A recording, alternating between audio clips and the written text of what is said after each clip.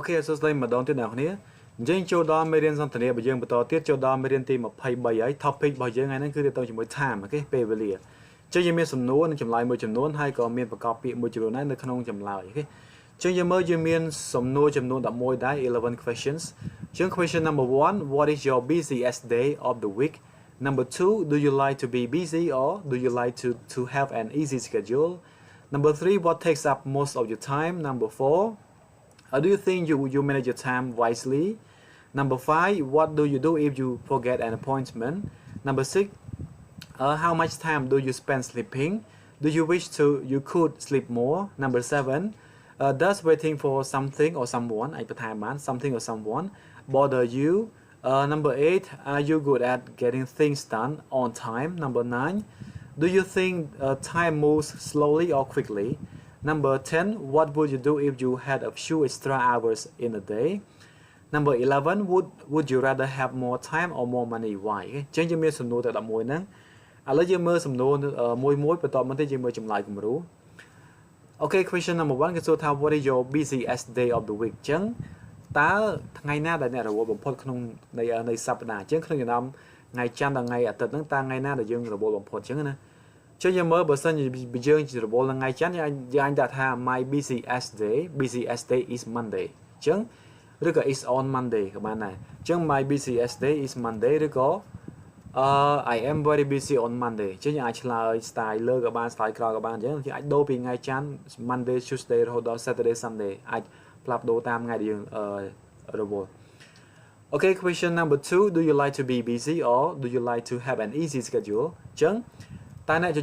cho chất ở robot có cho chất miền cao phía đại nghĩa rồi chứ mình sâu robot chứ nè chứ chỉ tôi tới cứ dương tan là cho chất này này cái chứ mơ chấm lại cầm rồi thì mơ cái số thà cái slide tháng I like to have an easy schedule or free because I need more time to enjoy myself and to relax chứ ở khi nhóm cho chất miền cao phía đại nghĩa rồi chứ rư có tận này bữa khi chúng ta cao về làm bay đi có sầm rạ chứ là cái còn tròn bạn nắng cứ mình trong robot tràn thì ok giờ mơ chấm lại cầm rồi một tiết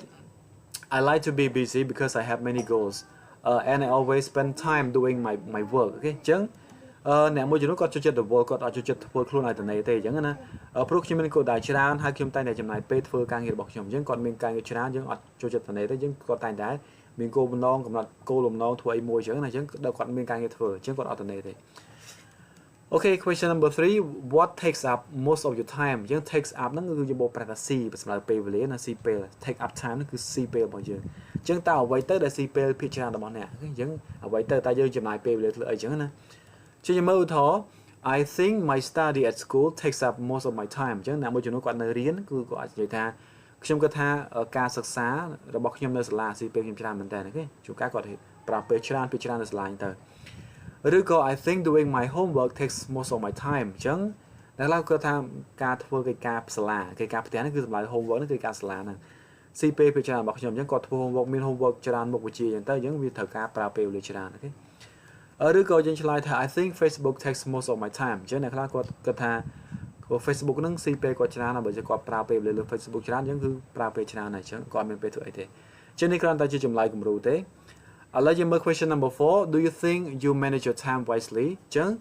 តើអ្នកគាត់ថាអ្នកគ្រប់គ្រងពេលវេលារបស់អ្នកដោយឆ្លាតវៃដែរទេអញ្ចឹងយើងមើលតើយើងគ្រប់គ្រងវាបានដែរទេអញ្ចឹងយើងមើលចម្លើយឧទាហរណ៍ yes I think so I usually have a schedule in my notebook to do my daily tasks អញ្ចឹងអ្នកមួយចំនួនគាត់គិតថាគាត់អាចគ្រប់គ្រងពេលវេលាបានយ៉ាងល្អជាធម្មតាគាត់គ្រប់គ្រងបានដោយសារតែគាត់មានសភៅកត់ត្រាអញ្ចឹងទៅហើយគាត់តែងតែ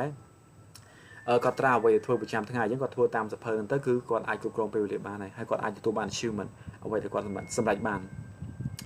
អូខេឬក៏ no I often have lots of things to do and sometimes I can't complete them I can't complete all my tasks អញ្ចឹងអ្នកខ្លះគាត់ថាខ្ញុំមិនអាចទេមិនអាចបំចង់ថាមិនអាចចាត់ចែងពេលវេលាបានច្រើនដោយសារតែមានការងារច្រើនពេកដែលត្រូវធ្វើ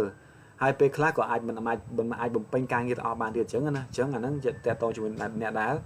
มันអាចអ្នកដែលមានការងារច្រើនហើយក៏មិនអាចគ្រប់គ្រងពេលវេលាបានដែរព្រោះត្រូវធ្វើច្រើនពេក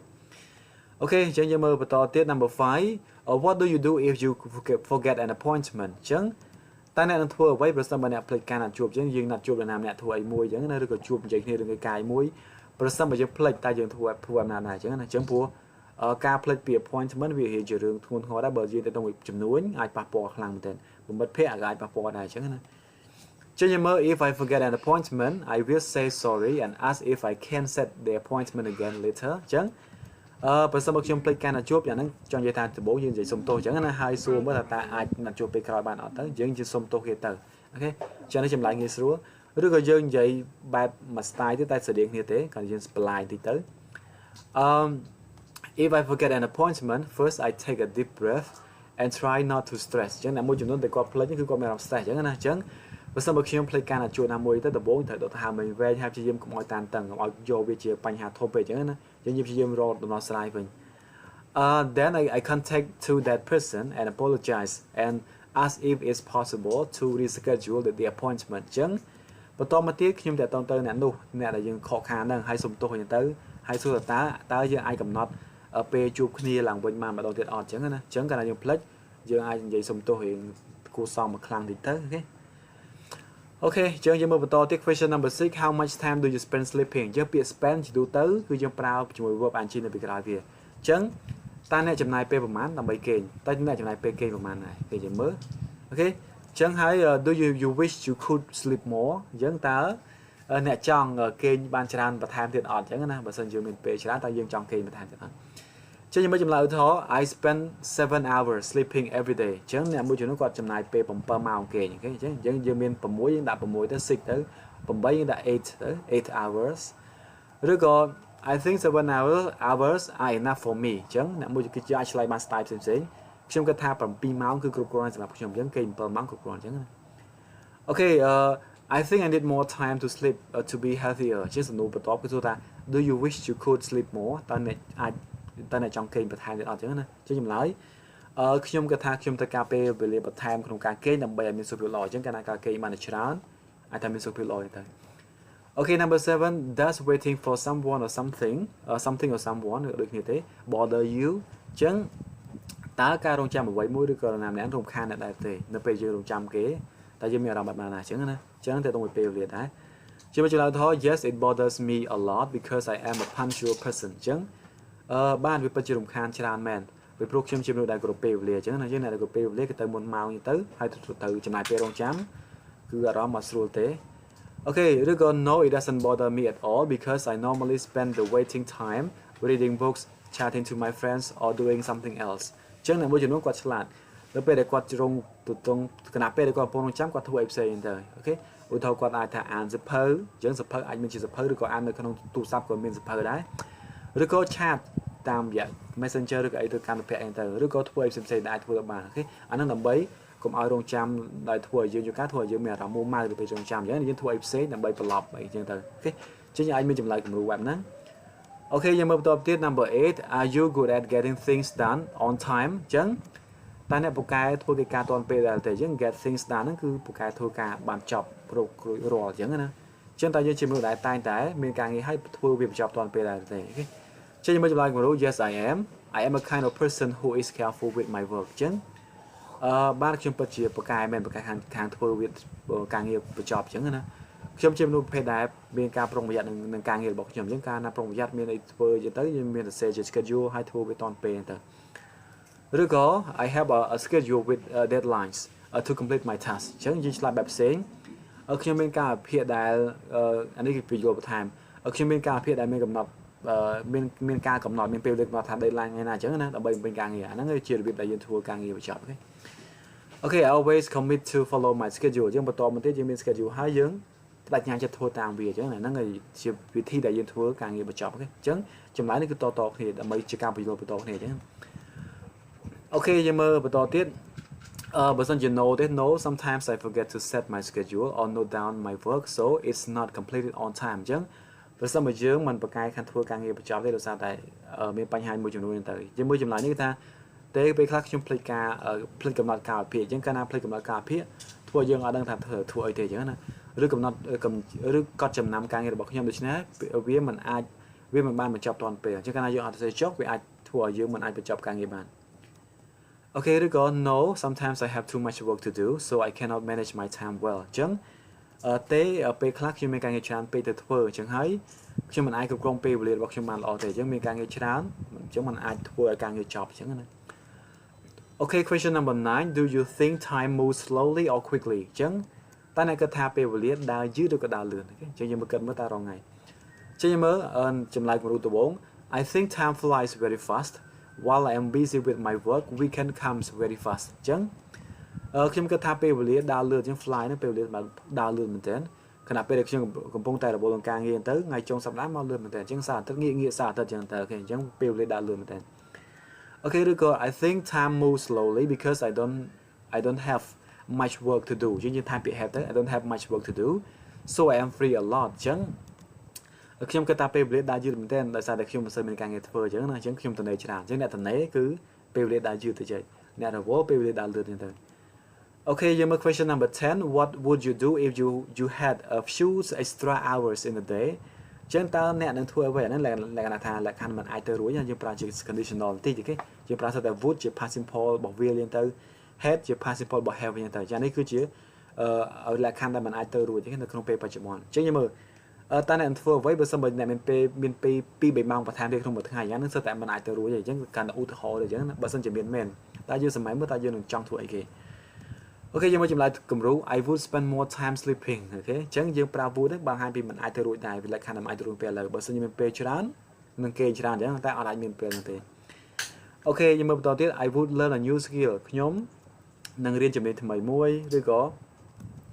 I would spend more time with my friends or family អញ្ចឹងខ្ញុំនឹងចំណាយពេលច្រើនជាមួយមិត្តភ័ក្តិឬក៏គ្រួសារអញ្ចឹងយើងប្រើជាមួយ would ចំណុចអូខេOkay ឬក៏ I would spend more time playing sports and doing physical exercise អញ្ចឹងអ្នកខ្លះគាត់ចំណាយពេលលេងកីឡាឬក៏ហាត់ប្រាណយ៉ាងទៅបើសិនជាមានពេលវេលាបន្ថែមអូខេអូខេយើងមើល question ចុងក្រោយសំណួរចុងក្រោយ Would you rather have more time or more money why អញ្ចឹង would rather ចង់ដែរអូខេជាលក្ខណៈគួរសម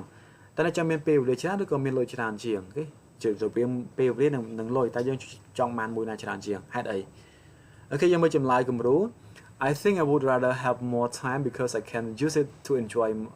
with my family, with my friends or family. អញ្ចឹង with myself, my friends and family អញ្ចឹងគាត់ថាខ្ញុំចង់មានពេលវេលាច្រើនព្រោះខ្ញុំអាចប្រើពេលវេលាសប្បាយៗជាមួយខ្លួនឯងជាមួយមិត្តភក្តិឬក៏ក្រុមគ្រួសារអញ្ចឹងណាអាហ្នឹងអ្នកខ្លះគាត់ចង់បានពេលវេលាច្រើន